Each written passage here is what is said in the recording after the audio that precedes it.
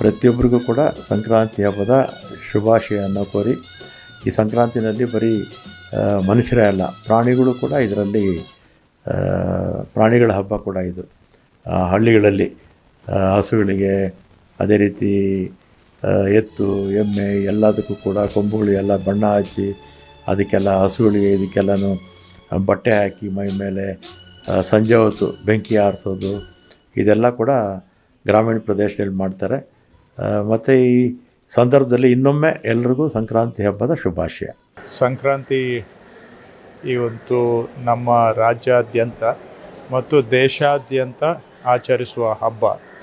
ಸುಗ್ಗಿ ಕಾಲದಲ್ಲಿ ನಾವು ಹೊಸ ಆರಂಭ ಒಂದು ಕಡೆ ಆದರೆ, ಬೆಳೆದ ಬೆಳೆಯನ್ನು ನಾವು ಮನೆಗೆ ತರುವಂಥದ್ದು ಮತ್ತು ನಮಗೆ ಸಹಕರಿಸಿದಂತಹ ಪ್ರಕೃತಿ, ಭೂಮಿ ಇವೆಲ್ಲದಕ್ಕೂ ಸಹ ನಮನವನ್ನು ಸಲ್ಲಿಸ್ತಕ್ಕಂತಹ ಒಂದು ದೇಸಿ ಸಂಸ್ಕೃತಿಯ ರೈತರ ಹಬ್ಬ. ಸಂಕ್ರಾಂತಿ ಹಬ್ಬದ ಶುಭಾಶಯಗಳು.